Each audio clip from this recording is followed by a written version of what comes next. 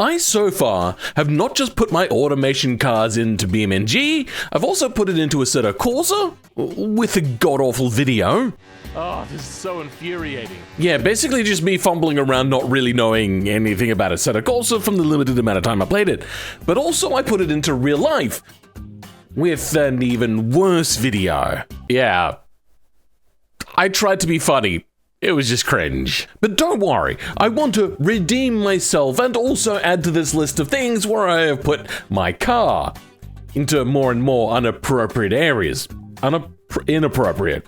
Me do words that speak English, yes. The current game is SNOWRUNNER. I don't have a lot of experience with it. I've never made a car for any of the Spin Tires games. I used to make maps back in the day. So I'm going to have to follow somebody's tutorial for this. For this tutorial, I'm going to be using Glitchworks video. So if you want to play along at home, basically follow what they're doing, and I'm just going to be doing it from an automation car's perspective. First thing to do is to find my car to export, and this is quite an old vehicle now. Though I think we're going to do a little bit of fiddling. We're going to remove the fenders to make this a little bit easier to work with, and I think we're going to go bigger wheels and tires, since I don't think that this is enough. So how much wider can I go? Good, that works. Kind of bring that up as well. And how thick and chungussy can we make this?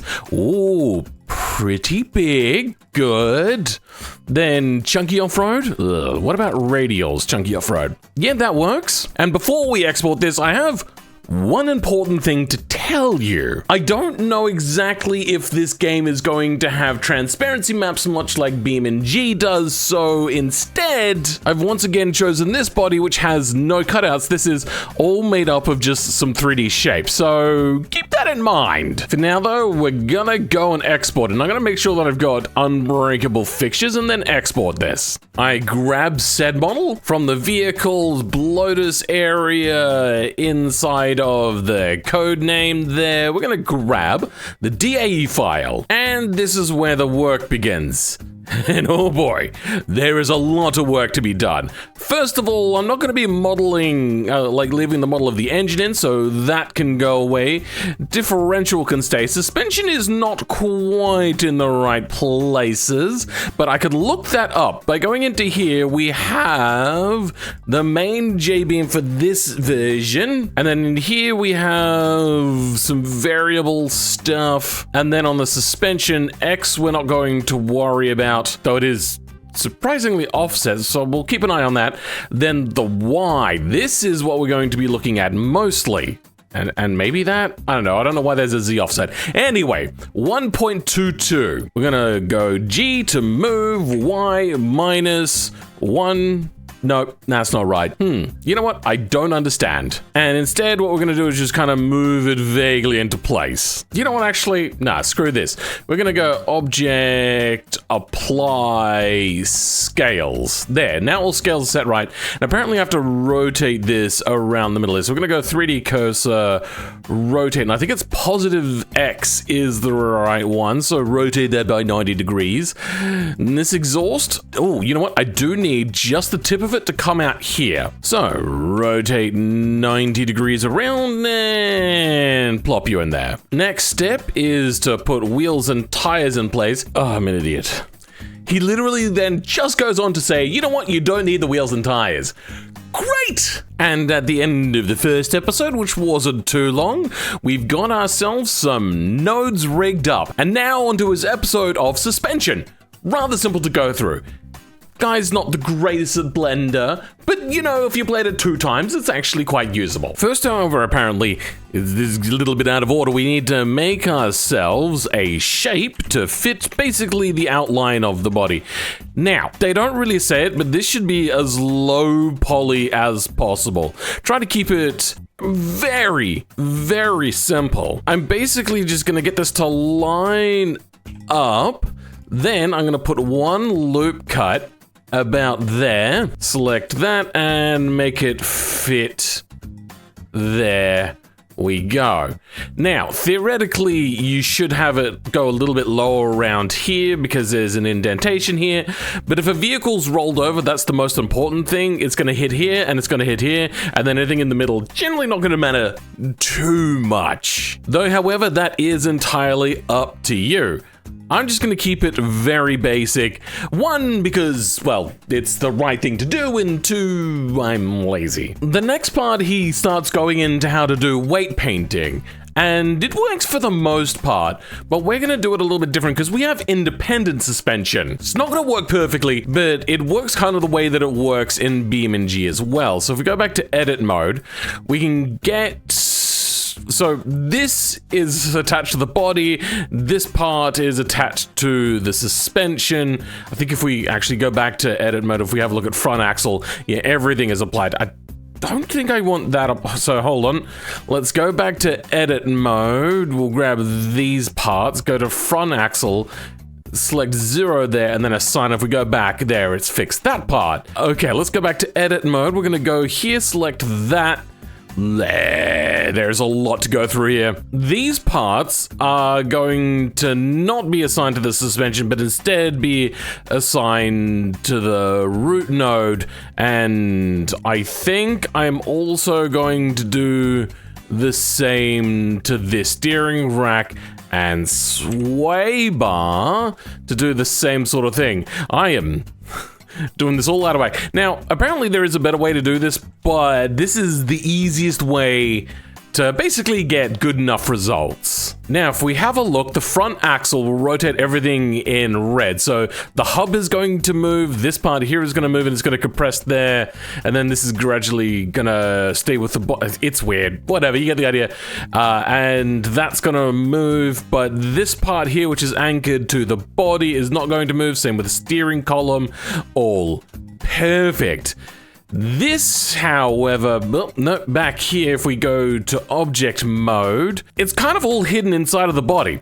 So I don't think it matters. We're just gonna go in and just make sure that everything is assigned to the rear axle. Full weight. And at the end of the episode, you should have something that looks kind of like this.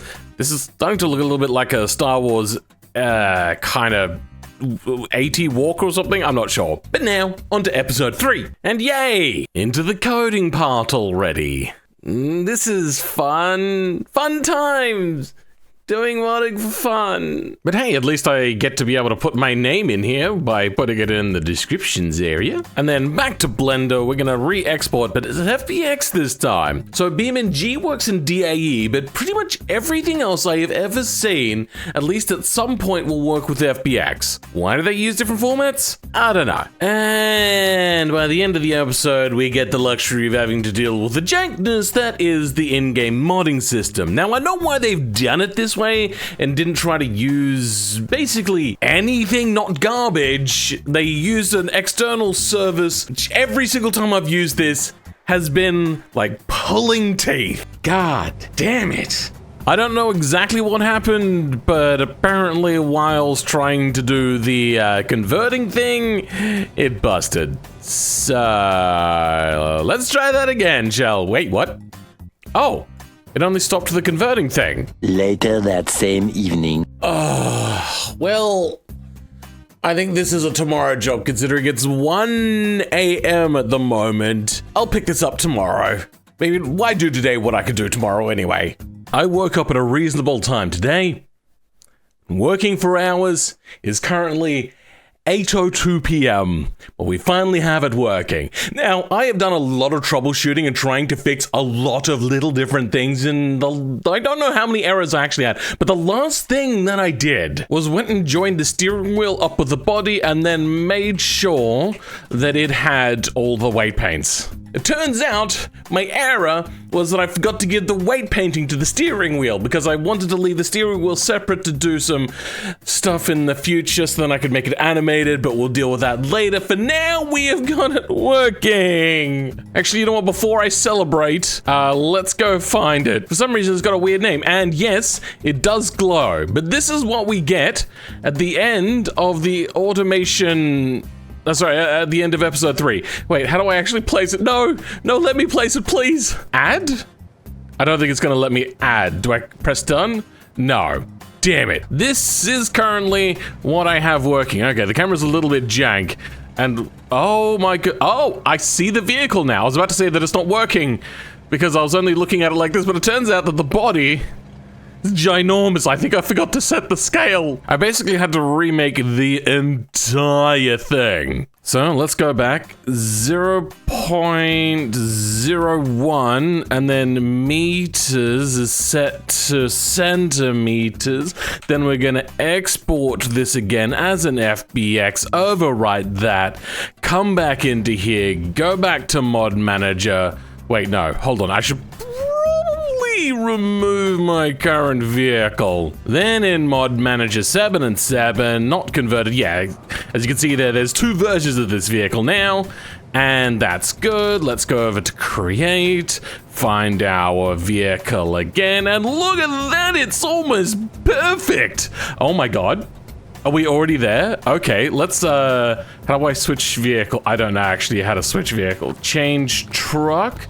Switch to, yeah, I don't use this vehicle, this game as much as I normally have in the past. Have I got, okay, handbrake is on. So, as you can see, slight issues are going on here, but hell yeah, by the end of the third episode and 24 hours later, we have our vehicle. Well, actually, you know what, it's not been a full 24 hours. Yesterday, I started like super late. And here we go, we have our vehicle working. I may want to scale it up a little bit so then this driver can actually fit inside of here, because at the moment, the driver's looking a little bit thick. Now, we haven't done any materials yet. That is later to come. Oh yeah, now I remember what this game is like with fast-moving vehicles, and oh my god. Don't get the E-swap controller by Thrustmaster. The controls, they get stick drift really quickly. Anyway, let's go on to the next episode! Oh god damn it! And with our bigger body, what we have to do with this episode 4 is get the wheels to line up, and yay, we're back to basically doing what we do in BeamNG, which is lots of fettling to get things right. So, back to the mod scout file, and we're gonna start moving things. So apparently more positive means more forwards. Who would have thunk? To me, that kind of makes sense, unlike in BeamNG. Hopefully this vehicle is also big enough to fit this guy in. So I'm thinking we probably need to move 10, 20, 35 centimeters. So let's start with just adding 30 on just to make life simple. And this is gonna require a lot of fettling. So let's put these up to 80 and oh, so close. Well, that's the end of episode 4. This is looking rather like a vehicle now. And look at that, it turns left and it turns right and it drives, hold on, eventually forwards. Now we are going to get rid of front drive on these axles. I'd love this thing to be just rear drive. Oh god, a little bit of the buggy camera there, but we have ourselves a vehicle from automation in this game. Time for, though, the next episode. Luckily, you can skip basically half this episode if what you're doing is just creating a vehicle without any variant parts or whatever. You know, in automation, how you can do variant parts? That you may want to watch the whole episode, but once you get to the end of the lines, if you're just doing what I'm doing, basically, you can skip the rest of that episode. It goes over just some part add-on sort of stuff, nothing that we mostly need to look at. Next episode. In this episode, though, it turns out that they're going to be doing a lot of material work, and I'm going to say that I think I know better. This can't go wrong at all.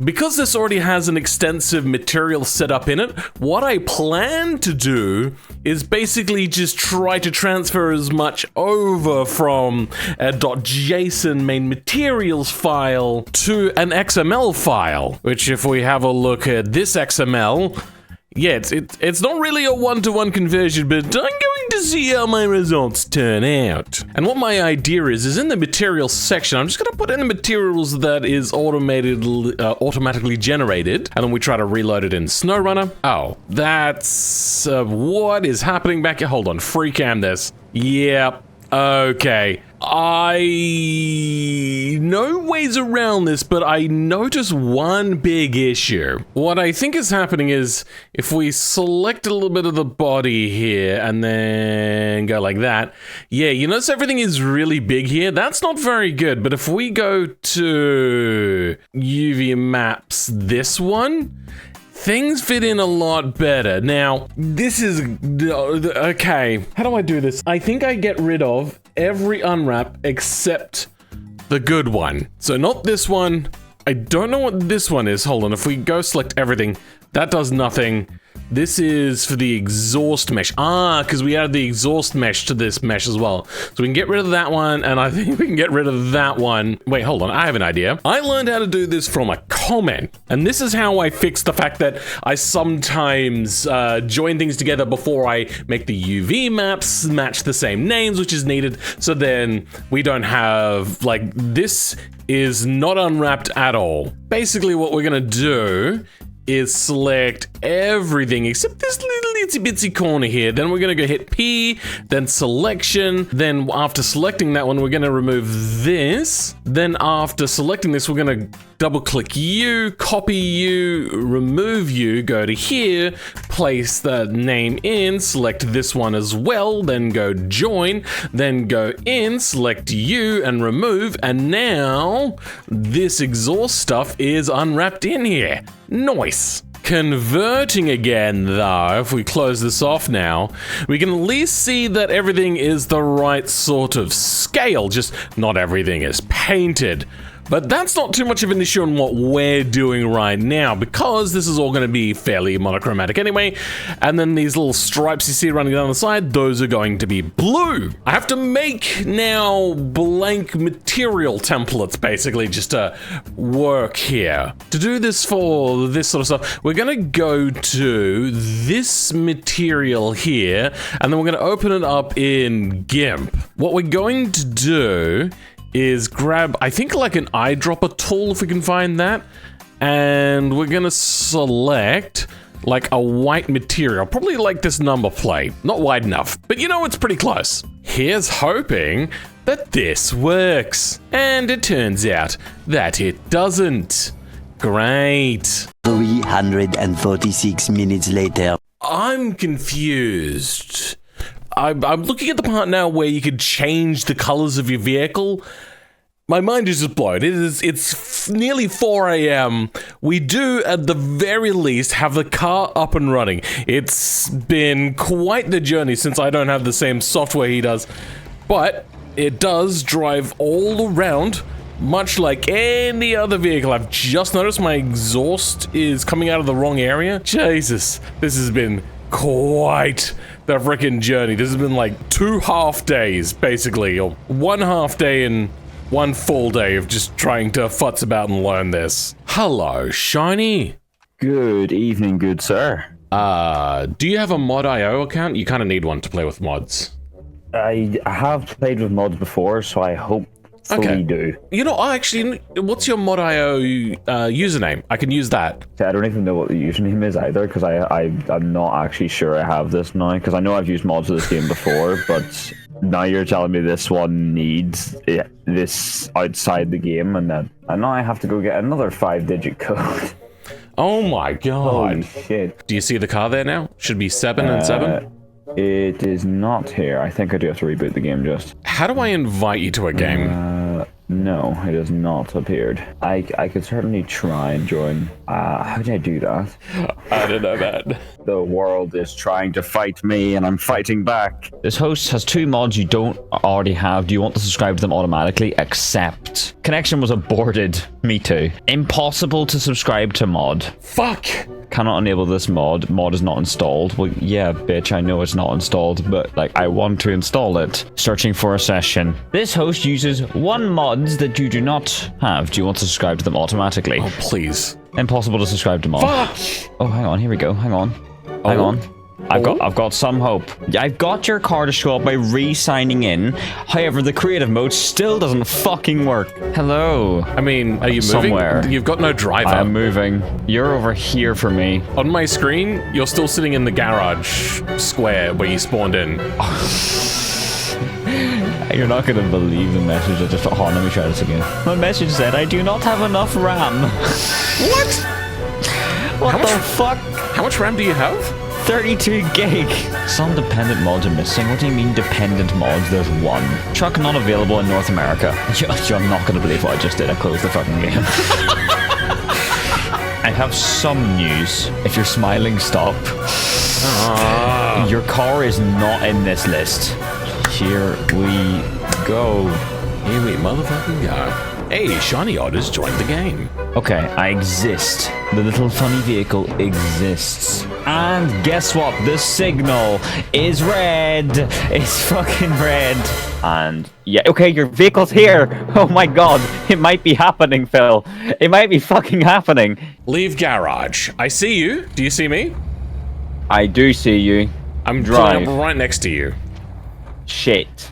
Okay, I see you. Can you drive? Yep. I am okay. driving. It is your car that's bugged, my friend. This is just not like my car. What the fuck? I can't believe it. Really? Why? All right. Well, it turns out that I'm not as good at mod making as what I thought. Okay. You know what?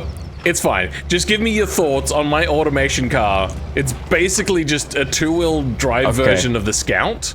So here comes my official review. Editor, sorry for the mess you're having to work with. It'll start in 3. I've damaged it. 3, 2, 1.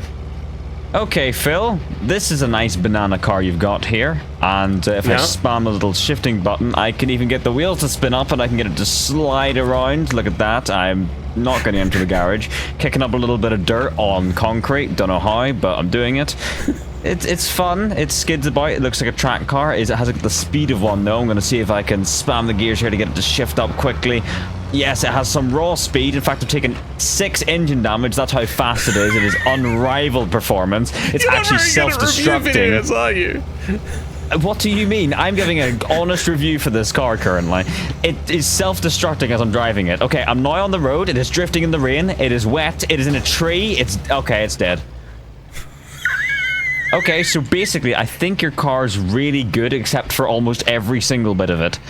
I like the fact it doesn't work in multiplayer. It has eaten all the RAM on my PC. It crashed the moment it went to take one corner. It is wrinkled now. It's a bent banana, like most of them end up being anyway. And my driver is, well, his hands aren't really on the steering wheel. They're sort of floating next to it. He is, you know, leaning outside of the car. It's wet right now. It's raining, so I'm getting wet. There's no roof on it. I think we've saved the recording. I'm stuck. I'm stuck now. It's not going well. Don't go in the dirt. You will get stuck. Okay, so you've made a SNOWRUNNER mod that can't go off-road as well. Does it have headlights? Oh, yeah. They're slightly dim. Oh, shit. How do I use them? You're asking too much. I have no idea what's going on. You know what? Oh. I'm reversing at about 3 millimeters per hour. It's doing something. I think that's a good place for me to wrap up the video. a good sarcastic British person shitting on what one of the colony people has ever done. So that's it. That's enough. We're done. Well, I mean, the video didn't end so brilliantly, but hey, at least I get to be able to drive a vehicle. I made an automation in SNOWRUNNER. It's gonna be not the only video I make about this. I'm going to make a more off-road appropriate vehicle. This was just the first one. Now that I know how to make things transparent on a map, kind of like my windshield there, I can totally do that to cut out headlights and where vents sit and all that sort of stuff, so then the mesh underneath can be seen, which is how Automation do their mods. This one's been a little bit of a flop. Maybe multiplayer doesn't really work with my mod. I may have to troubleshoot that. This mod will go up as is, however, though. You guys can go try it out. It will be publicly available. It's only unlisted at the moment, just so then, like, people don't get a sneak preview and be like, oh, I know what his video is, and then somebody tries to beat me to the post? Flag? Whatever. You get the idea. Anyway, I would like to now, however, thank my channel members. You guys are amazing. I would like to Specifically, though, say thank you to the Rogue Tick, the Crayon Priest. Apparently, I've been saying Carrion, which is a MTG card, which for some reason that's where my brain was always going. But apparently, it's the Crayon Priest. For being a top tier channel member. You are goddamn amazing, bro. Really? Is there no other bitchman on this map whatsoever? What a great ending. Oh my god, what's with that frame rate? I'm beached. Anyway, guys, I'll catch you all next time. Goodbye.